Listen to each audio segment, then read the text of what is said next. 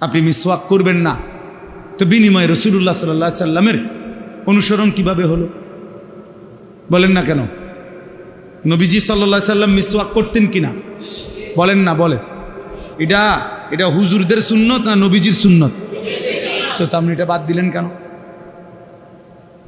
এই পৃথিবী থেকে আল্লাহর নবী সাল্লাল্লাহু আলাইহি সাল্লাম যেদিন বিদায় নিছে, আল্লাহর কসম শুনেন, যেই কোনো আলেম রেজি গায়েন, নবীজি সাল্লাল্লাহু আলাইহি সাল্লাম যেদিন ইন্তেকাল করছে, এই শেষ দিন নবীজির শেষ আমল কি ছিল?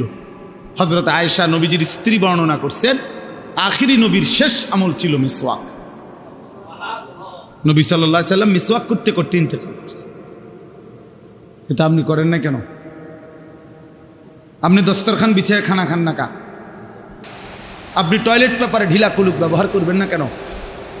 বলেন।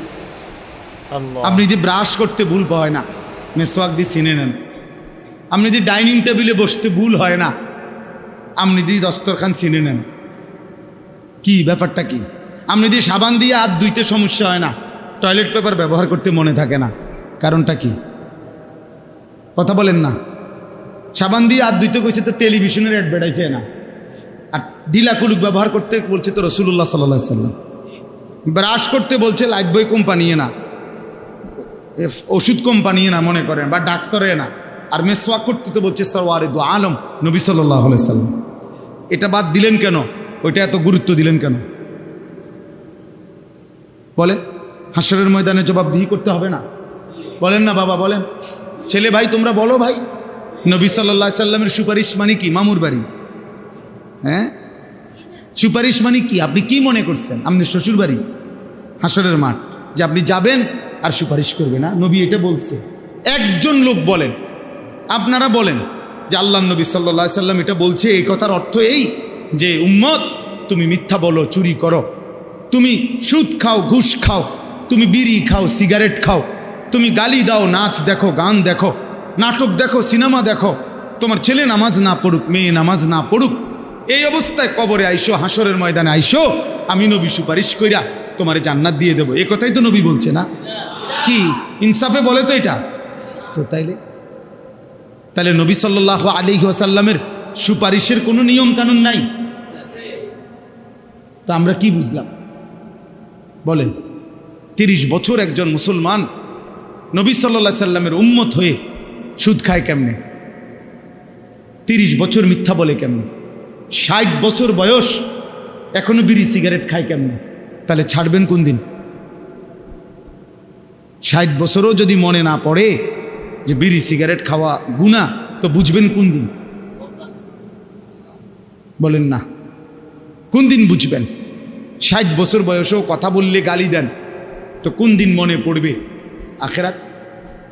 60 বছর বয়সেও চা দোকানে বসে টেলিভিশনে নাচ গান নর্তকীর ছবি দেখেন, তো কোন দিন মনে পড়বে এটা গুনাহ? এখনো সময় হয় নাই? কথা বলেন না, এখনো সময় হয় নাই? কয় বছর বাঁচবেন? 600 বছর? তো তাইলে বলেন না চাচা, কি অর্থ থাকতে পারে আমাদের? 365 দিন খোদার একটা বছরে আপনার ছেলেটা 16 বছর 18 বছর একদিনও ফজরের নামাজ পড়ে না, এটা মানুষের বাচ্চা? এটা মুসলমানের বাচ্চা? মুসলমানের বাচ্চা এত নিকৃষ্ট হবে? 365 দিন কি মামুলি কথা? 365 দিনে একদিনও নামাজ পড়বে না, ফজরের নামাজ? কি ভাই, বিবেক কি বলে? ইনসাফ কি বলে? আখেরাত মামুলি মনে করছেন, জান্নাত মনে করছেন 2টা রুম আর একটা বারিন্দা, মনে মসজিদে টিয়া 20,000 দিলে হ্যাঁ জান্নাত। 4টা ফ্যান দিছে, বেহেস্ত, তার টাইলস দিছে, বেহেস্ত আর কি, এত বেশি কিতা? বেহেস্ত হলো 2টা রুম আর একটা বারান্দা, এটারই তো কয় বেহেস্ত নাকি? তাইলে এত বড় বিস্তীর্ণ বেহেস্ত আখেরাত আপনি মামুলি 10,000 টাকা দিয়ে নিয়ে নিবেন? 20,000 টাকা দিয়ে নিয়ে নিবেন? বলেন কি? তো নবী সাল্লাল্লাহু আলাইহি সাল্লাম 23 বছর তাইলে কেন রক্ত ঝরাইলেন? কেন পেটে পাথর বাঁধলেন? বলেন। একটা ছেলে বলো, বাবা আমার এই শেষ কথা মনে রাখো, প্রত্যেককেই মনে রাখো বাপ, তোমার আমার নবী সাল্লাল্লাহু আলাইহি সাল্লাম আমাদের প্রত্যেকের আমল নামা দেখবে। নবীজির সামনে সেটা খোলা হবে, তিনি নিজে দেখবেন। নবীজি দেখে বলবেন, উম্মত, দিনের পর দিন, বছরের পর বছর, মাসের পর মাস তোমার নামে ফজরের নামাজ নাই। আজীবন তুমি সুদ খাইছো, ঘুষ খাইছো, মিথ্যা বলছো, নারী দেখছো, ছবি দেখছো, নাটক দেখছো, সিনেমা দেখছো, উলঙ্গ নাচ নর্তকীর ছবি দেখেছ। ঘরের কেউ বিবি বাচ্চা নামাজি না। সুদ ঘুষ মিথ্যা হারাম নাফরমানিতে ভরা উম্মত। এভাবেই 30 বছর।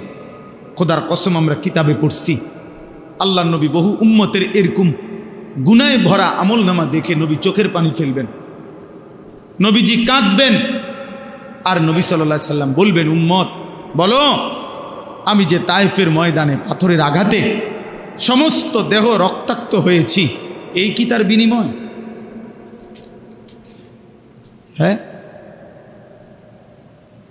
আমি যে 14 দিন খন্দকের যুদ্ধে মাটি খনন করতে গিয়ে পেটে 2টা পাথর বাঁধছিলাম ক্ষুধার কষ্টে, এই তার বিনিময়? হ্যাঁ, আমি যে উহুদের ময়দানে দান শহীদ করে রক্ত মাখা শরীর নিয়ে পড়েছিলাম বেহুশ হয়ে, এই বিনিময়ের?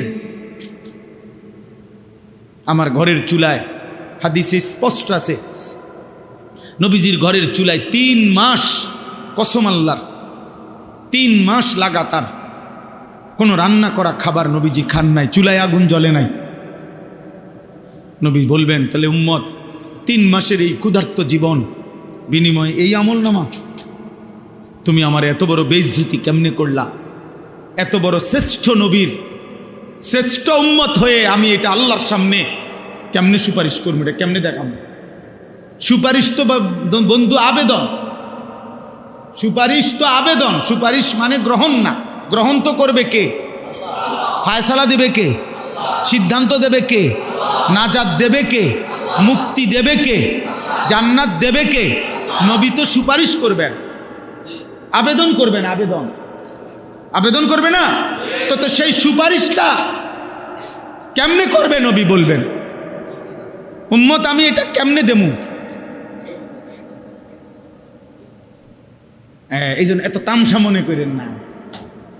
বইয়ে বই আপনি ডুলবেন আর লড়বেন আর ব্যস্ত যাইবেন গা বিড়ি খাইতে খাইতে, হ্যাঁ, চা দোয়ানে গপ মারতে মারতে দেখি বাটফারি পাইছেন। হ্যাঁ, লম্বা লম্বা সিহুলি কন গপ মারে, এত সুজানা।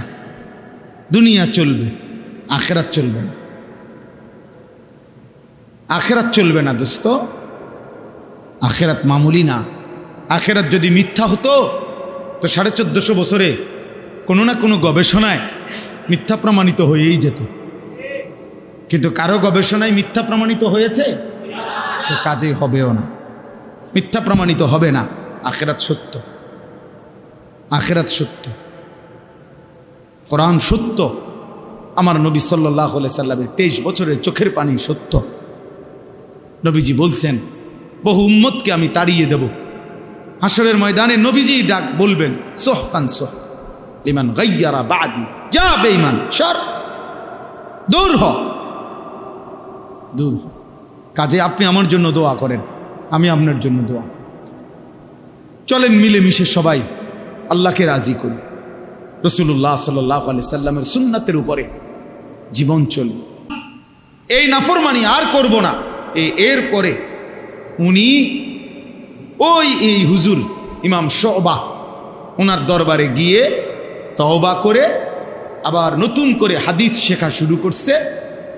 অল্প সময়ের ব্যবধানে উনি ওই পৃথিবীতে ওই জামানার সর্বশ্রেষ্ঠ মুহাদ্দিস হয়ে গেছে। আবু দাউদ হাদিসের 6টা কিতাব আছে, আপনারা জানেন না? নাম শুনছেন না যে হাদিসের 6টা বড় প্রসিদ্ধ বিখ্যাত কিতাব আছে? বুখারী শরীফ, মুসলিম শরীফ, তিরমিজি শরীফ, আবু দাউদ শরীফ, নাসাই, ইবনে মাজাহ। এই আবু দাউদ শরীফের মধ্যে হাদিসের বর্ণনাকারীদের নামের মধ্যে বারবার এই যুবক মুহাদ্দিসের নাম আছে, মুহাম্মদ ইবনে মাসলামা আল কানাবি। তাহলে কি বোঝা গেল? এক হাদিস জীবন বদলে দিছে, এক আয়াত ওই ডাকাতের জীবন কি করে দিছে। এই জন্য মনোযোগ দিলে এক কথায়ও আল্লাহ নবী সাল্লাল্লাহু আলাইহি সাল্লামের অথবা কোরআনের জীবন পাল্টায় যাইতে পারে। এজন্য সবাই মিলে মনোযোগ দিলে বরকত হবে। এবার আমার দ্বিতীয় কথা হলো, তোমরা যে কয়জন ছেলের হাতে মোবাইল, এগুলো সব নামাও। একজন ছেলেও আর হাতে মোবাইল ধরে ভিডিও বা রেকর্ড করা যাবে না। আমি নিষেধ করলাম, এই ছেলে নামাও নামাও, আর যার পছন্দ হয় না তুমি বাইরে যাও। আমার কথা যদি মানতে কষ্ট হয় উঠে চলে যাও ভাইয়া, ঘুমাইলে ভালো। রাত হইছে অনেক, ঘুমায় গেলে কোনো সমস্যা নাই। ঘুমানো কোনো অপরাধ না, ঘুমানো কোনো কবিরা গুনাও না, তুমি ঘুমায় যাও। কিন্তু আল্লাহর বাস্তার একটা ছেলেও দয়া করে মোবাইল হাতে নিবান। আমি অনুরোধ করলাম, অনুমতিও দিলাম, চলে গেলে আমার কোনো আপত্তি নেই। আমি কোনো ভোটে দাঁড়াইছি না যে ভাইয়া আমার কোনো জনসমর্থন দরকার, আমার কোনো মার্কা দিয়ে আসছি না, আমি ইলেকশনের ওয়ার্কিং করতেছি না, ভোটে দাঁড়াইবার ইচ্ছাও নাই, কাজে আমার এই মানসিকতাও নেই। আমার আল্লাহর কথা বলা দরকার। একজন হলেও অসুবিধা নাই, 1000 জন হলেও কি নাই, অসুবিধা নেই। সংখ্যা কোনো বিষয় না, সফলতা কিংবা ব্যর্থতা সংখ্যার মধ্যে নয়, আল্লাহ গ্রহণ করার মধ্যে। আল্লাহ গ্রহণ করার মধ্যে কোরআনুল কারীমের মধ্যে আছে, সূরা ইয়াসিনের মধ্যে 3 জন রাসূল, সূরা ইয়াসিনে একটা ঘটনা আছে, ওয়াদরিব লাহুম মাসালান আসহাবাল কারিয়া ইয জাআহাল মুরসালুন। এইখানে একটা ঘটনা আছে। এই ঘটনা হলো এই যে 3 জন রাসূল আমাদের নবীর আগে আল্লাহ প্রেরণ করেছেন একটি এলাকায়। একটি এলাকার মানুষকে 3 জন রাসূল দিন রাত আল্লাহর দ্বীনের দাওয়াত দিছে, কালেমার দাওয়াত দিছে। বিনিময়ে এই 3 জন রাসূলের হাতে পুরা সময়ে কালেমা পড়ে ইমানদার হইছে কেবল একজন। কয়জন? এই একজনই ইমানদার হইছে, সির্ফ একজন। ওয়াজা মিন আকসাল মাদিনাতে রাজুলুন, একজন লোক। তাইলে বলেন 3 জন রাসূলের দিন রাত আল্লাহর দিকে দাওয়াতের বিনিময়ে ঈমানওয়ালা হইল একজন, তাহলে এটা কি ওনাদের ব্যর্থতা? কথা বলেন না কেন? ব্যর্থ ওনারা? এজন্য সংখ্যা কোনো বিষয় না, একজন না 1000 জন এটা কোনো দেখার বিষয় না। আল্লাহর দ্বীনের কথা বলতে পারা, আল্লাহর দ্বীনের কথা শুনতে পারা, আল্লাহর দ্বীনের কথার আয়োজন করা, দ্বীনের যেই কোনো ফিকির করা, এটাই সৌভাগ্য, এটাই সওয়াব, এটাই নেকি। এখানে সংখ্যা কোনো কি নয়, বিবেচ্য নয়, পরিচিতিও কোনো দরকারি কিছু না। সবাই চিনলে সফল, সব মানুষ না চিনলে ব্যর্থ, এটাও না, এটাও কোরআন সুন্নায় নাই। বুঝেন নাই কথাটা? যেমন মনে করেন কোরআনুল কারীম, এটা এই কোরআনে পুরা কোরআন শরীফে নবী এবং রসুলের নাম আছে 25 জন। 25 জন নবী এবং রসুলের নাম কোরআনে আছে। কতজন? তো এখন আপনারা বলেন যে নবী রসুল মোট কি 25 জন? তো 1,24,000 নবী এবং রসুল, এই বর্ণনাটাও যদি ধরা হয় কেমন? তো তাইলে 25 জনের অতিরিক্ত যাদের নাম নাই কোরআনে, ওনারা ব্যর্থ। তো ওনাকে নাম তো আমরা জানলাম না। পৃথিবীর কোনো কিতাবে 10,000 নবীর নাম নেই, 5,000 নবীর নাম নেই, 2,000 নবীর নাম নেই, কোথাও নাই, কেউ জানে না। তো ওনাদের নাম যে কেউ জানে না, কারণ ওনারা কি ব্যর্থ? তো তাইলে সবাই চিনতে হইব, এটা কি জরুরি? মালিক চিনলেই। কোরআনুল কারীমের মধ্যে পুরা কোরআনে সাহাবীর নাম আছে শুধু একজন। কয়জন? সির্ফ একজন সাহাবীর নাম আছে কোরআনে, ওনার নাম হলো যায়েদ। ওই সাহাবীর নাম নবী সাল্লাল্লাহু আলাইহি সাল্লামের পালক পুত্র ছিলেন যায়েদ ইবনে হারেসা। এই যায়েদ, ফালাম্মা কাদা যাইদুম মিনহা ওয়াতারান, সূরা আহজাবের মধ্যে আছে। এই একজন সাহাবীর নামে আছে কোরআন শরীফ। তো আবু বকরের নামও নাই, ওমরের নামও নাই, ওসমানের নামও নাই, আলীর নামও নাই, হাসান হুসাইনের নামও কোরআনে নাই। তো ওনারা ব্যর্থ? কথা বলেন না? তাইলে তো সাহাবি শুধু একজন, নবীজির সাহাবি একজন, তো কোরআন শরীফে শুধু একজনের নাম। এই জন্য দিন বড় জিনিস, ইসলাম বড়। আমার আল্লাহর কাছে গ্রহণযোগ্য হওয়া, আল্লাহ পাক খুশি হওয়া আমাদের সবার জন্য বড় পাওয়া। এটা আল্লাহর সন্তুষ্টি। ওয়ারিদওয়ানুম মিনাল্লাহি আকবার। কোরআনুল কারীমে আছে আল্লাহ তাআলা বলেন ওয়ারিদওয়ানুম মিনাল্লাহ, আল্লাহর পক্ষ থেকে যে সন্তুষ্টি আকবার, সেটাই হচ্ছে সবচেয়ে বড়। আল্লাহ খুশি হলেন, আল্লাহ গ্রহণ করলেন, আল্লাহ নিলেন, তো এটাই বড় পাওয়া। যদি আমাদের আখিরাত বুঝে আসে। হ্যাঁ, যদি মনে করি আমার জীবনের চাওয়া পাওয়া কেবল দুনিয়া, তাইলে ভিন্ন বিষয়। দুনিয়াতে আমি পদ পাবো, পদবি পাবো, সুনাম হবে, সুখ্যাতি হবে, মিছিল হবে, স্লোগান হবে, মানুষ চিনবে, হ্যাঁ, সবার কাছে পরিচিত হব, তাইলেই দুনিয়াই চাইলাম।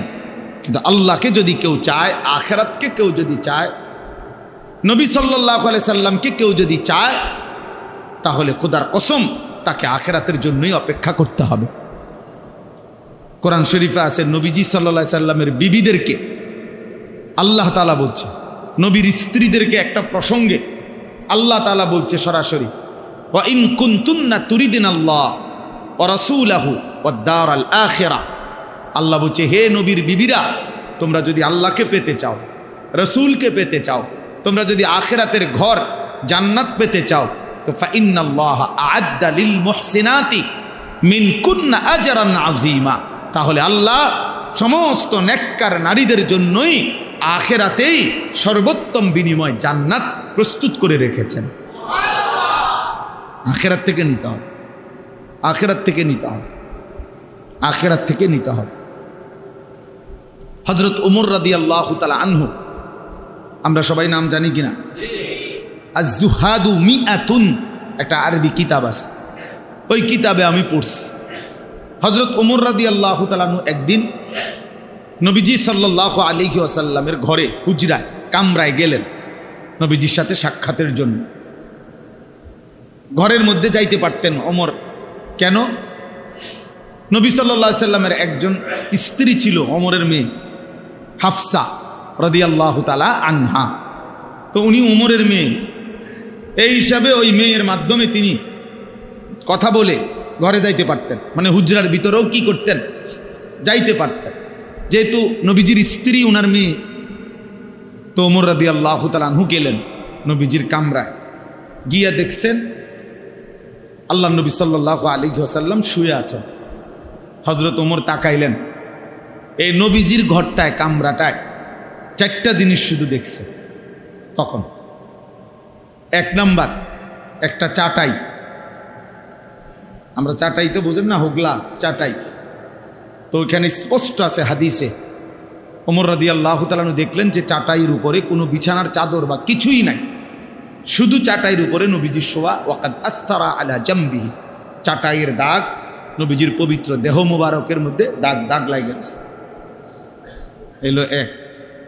দুই, একটা ছোট্ট বালিশ মাথার মধ্যে দেখলেন, এটা হলো খেজুরের ছাল দিয়ে বানানো, ভিতরে খেজুরের ছাল ভরা এই ছোট্ট বালিশ। তিন, পায়ের কাছে কিছু ছাতু, ছাতু তো মুরব্বীরা ছিলেন আগে, যে আটার মতো, হ্যাঁ, গুলাইয়া, ফানি দিয়া গোলাইয়া খাইতো, যে এটা আপনারা কি বলেন, হাতু, ছাতু, এই এগুলো যেগুলো শুধু কেবল পানি দিয়ে গুলাইয়া খাবে, এতটুকু খাবারটা এটাই, না কোনো তরকারি আছে, না কোনো গোশত আছে, না কোনো মাছ আছে, না কোনো ভাত আছে, কিচ্ছু নাই, শুধুই ছাতু, এইটুকু খাবারের। কয়টা হলো? তিনটা।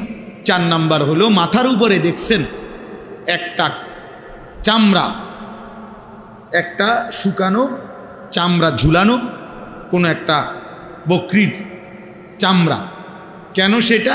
সেটার মধ্যে বিছায়া নামাজ পড়বেন।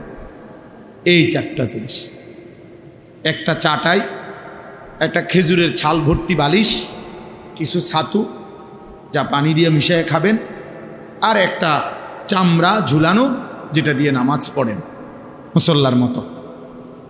হযরত ওমর রাদিয়াল্লাহু তাআলা আনহু হাদিসে আছে প্রচণ্ডভাবে কাঁইদা উঠছেন, চোখের পানি ফেলতেছিলেন। আল্লাহর নবী সাল্লাল্লাহু আলাইহি ওয়াসাল্লাম বললেন, মা ইয়াবকিকা ইয়া ওমর, হায় ওমর, কে তোমারে কাঁদালো, কাঁদতেছো কেন? তখন হযরত ওমর রাদিয়াল্লাহু তাআলা আনহু নবী সাল্লাল্লাহু আলাইহি সাল্লামকে বললেন, লিমা লা আবকি ইয়া রাসূলুল্লাহ, হে আল্লাহর নবী, আমি কাঁদবো না কেন? আপনার এই হালাত, আপনার এই জিন্দেগির এই দৃশ্য, ও আনতা সফওয়াতুর রসুল, অথচ আপনি হচ্ছেন সমস্ত রসুলদের সারাংশ, আপনি হচ্ছেন সমস্ত রসুলদের মধ্যে শ্রেষ্ঠ না, শুধু সমস্ত রসুলের সমস্ত সিফাত, সমস্ত গুণ, সমস্ত মর্যাদা, সমস্ত বৈশিষ্ট্যের সারাংশ আপনি রসুল। আছে খুবা হামাদারান তু তনহাদারি। আল্লামা ইকবাল বলছে, হে নবী, ১৬ লক্ষ নবীর যত গুণ, যত বৈশিষ্ট্য, যত সিফাত, যত মোজেজা আপনার মাঝে যদি তালাশ করি, আপনি একার মাঝেই সব খুঁজে পান। তু তনহাদারি, আপনি একাই সব, আপনি একাই সব। সমস্ত নবীর সব গুণ, সব মোজেজা আপনার মধ্যে আছে। তো হযরত ওমর রাদিয়াল্লাহু তাআলা বলেন, আনতা সাফওয়াতুর রাসূল, আপনি হচ্ছেন সমস্ত রসুলদের সারাংশ, আপনি সর্বশ্রেষ্ঠ রসুল। আর আপনার এই হালাত, আপনার ঘরের এই জীর্ণ শীর্ণ দশা, ওয়াল কিসরা ওয়াল কাইসার ইয়ালবাসুন আল হারির ওয়াদ দিবাজ, এবং যারা রোমের বাদশাহ, পারস্যের বাদশাহ, তিনি বললেন তারা রেশমি পোশাক, রেশমি জামা, রেশমি বিছানার মধ্যে তারা ঘুমায়, তাদের বিছানা, তাদের পোশাক রেশমের তৈরি। আর আপনার এই জীর্ণ শীর্ণ হালাত দেখে, অথচ আপনি শ্রেষ্ঠ, আপনি আল্লাহর সবচেয়ে প্রিয়, আপনি মাহবুব, আমি এই দৃশ্য দেখে কাঁদবো না কেন? এই বলে কাঁদতেছিলেন। এই তখন বাপ, যুবক ভাই, তোমাদেরকেও বলি, ছেলেরা, আমার প্রিয় ভাই, তুমি হাতে ধরে ইসলামকে ফেলে দিলা, দ্বীনকে ফেলে দিলা। তোমরা জানো না কত বড় শ্রেষ্ঠতম নিয়ামত তোমরা হাতে ইচ্ছা করে চুরে ফেলো। তোমরা যারা নিজেদের চুল বেঈমানের মতো রাখছো ভাইয়া, তোমরা ইচ্ছা করে শ্রেষ্ঠতম ধর্ম ইসলামকে প্রত্যাখ্যান করলা। তোমরা যারা এক ওয়াক্ত নামাজ পড়ো না, আমার প্রিয় ভাই, তুমি ইচ্ছা করে নিজের হাতে নিজের সবচেয়ে বড় সফলতাটা ছুঁড়ে ফেলে দিলে, ছুঁড়ে ফেলে দিলে। তুমি জানো না তুমি কি পরিমাণ বোকামি করছো। এই পৃথিবী সবাই ভোগ করে, এই ভাত মাছ চাল ডাল, এই হাসি আনন্দ, এই রং তামাশা, সবারই আছে, সবারই আছে। তুমি যদি ভিন নারী দেখে, ছবি দেখে, অশ্লীল দৃশ্য দেখে, অসভ্য নারী দেখে, উলঙ্গ ছবি দেখে মজা পাও, খোদার কসম, একজন স্বামী তার পবিত্র হালাল স্ত্রীদের থেকে তার চাইতে বেশি আরাম পায়, তার চাইতে বেশি আনন্দ পায়। কাজেই হালালের মধ্যেও তো তৃপ্তি আছে, হালালের মধ্যেও তো সুখ আছে, হালালের মধ্যেও তো আনন্দ আছে। তুমি কেন ইচ্ছা করে আল্লাহকে ছেড়ে দিলা, রসুলকে ছেড়ে দিলা, আখেরাতকে ছেড়ে দিলা? চেহারা দেখলেই বোঝা যায় অনেক ছেলে তোমরা নামাজ পড়ো না, বেনামাজি সন্তান, চেহারা দেখলেই বোঝা যায়। বেনামাজির চেহারা আর জানোয়ারের চেহারা বরাবর, বেনামাজির চেহারা আর কুত্তার চেহারা বরাবর, বেনামাজি আর কুকুর এক সমান, জানোয়ার একই সমান। ওই জানোয়ারও সেজদা দেয় না, মানুষ নামের এই জানোয়ারও সেজদা দেয় না, বরাবর। এজন্য কোরআনুল কারীমে আল্লাহ তাআলা স্পষ্ট বলছে সূরা আরাফের মধ্যে, রাগ করার কোনো সুযোগ নেই। কোরআন বলছে, আল্লাহ বলছে, ওয়াত্তাবা হাওয়াহু ফামাসালুহু কামাসালিল কালব। মাদ্রাসার যেই কোনো ছাত্ররে জিজ্ঞাসা করো, কালব অর্থ কি?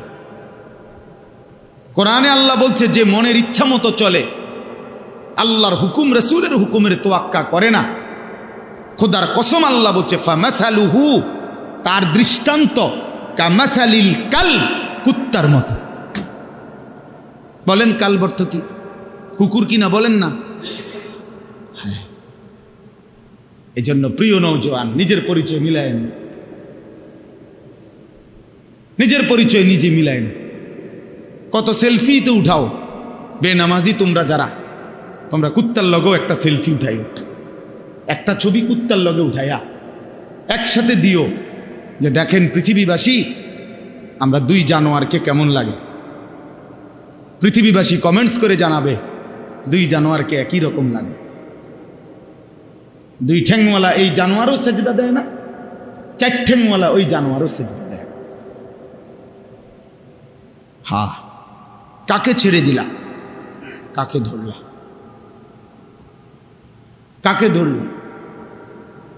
এক ইহুদিকে পছন্দ হলো, এক খ্রিস্টানকে পছন্দ হলো, এক সিনেমার নায়ককে পছন্দ হলো,